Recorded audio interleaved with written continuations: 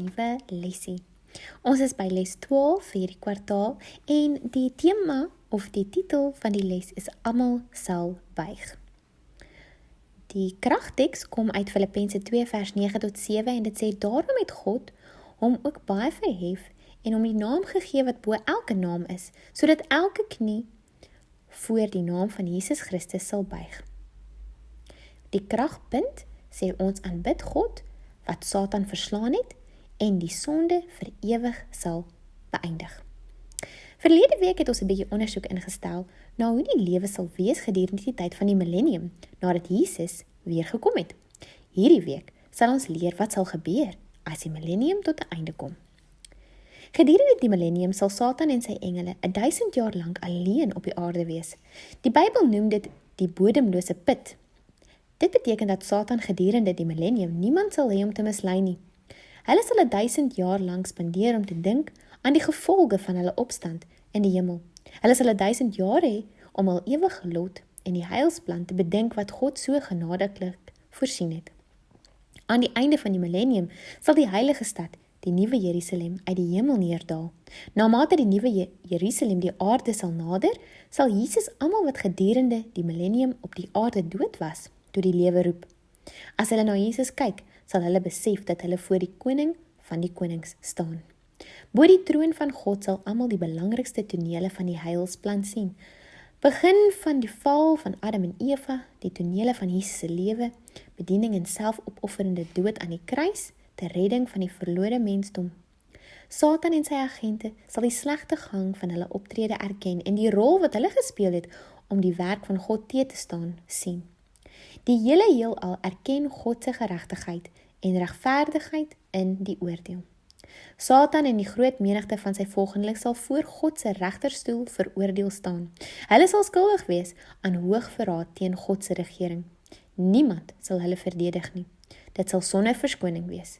Die vonnis oor die ewige dood sal teen hulle uitgespreek word en hulle sal erken dat die loon van die sonde die dood is.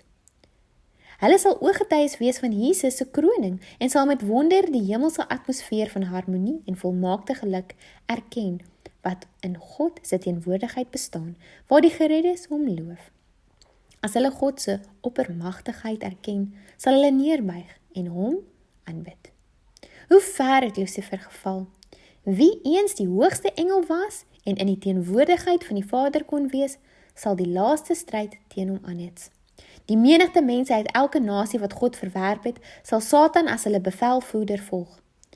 Hulle sal hulself vir die geveg organiseer en die heilige stad omkring met 'n plan om dit te verower. Bo die chaos sal Jesus op 'n wit troon opstaan. Hy sal die boeke open en diegene wat sy beroepe verwerp het, sal die omvang van hulle sonde besef.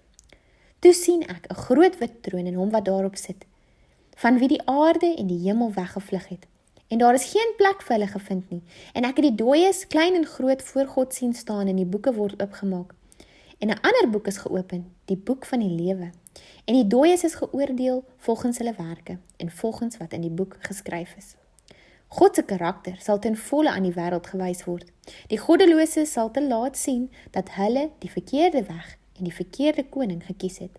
Hulle sal saam met die verloste sien dat God liefde is. Hulle sal verklaar, groot en wonderlik is die werke, Here God, die Almagtige, regverdig en waar is U wee, o koning van die heiliges. Aangesien die menigte verlorenes hul fout sal besef, sal hulle met afskeid na die leier kyk wat hulle eers bewonder het. Hulle sal sy selfsug sien en hulle sal hom daarvoor haat. Nogtans sal hulle nie oorgee aan die liefde en vergifnis van God nie.